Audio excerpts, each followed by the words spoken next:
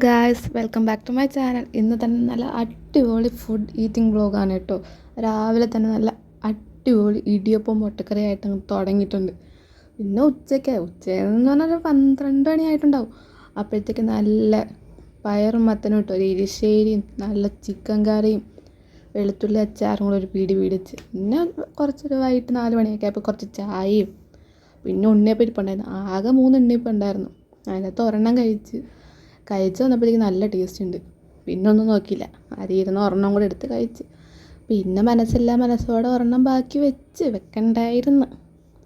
പിന്നെ കുറച്ചും കൂടെ കഴിഞ്ഞപ്പോൾ നന്നായിട്ട് വിശപ്പാണല്ലോ.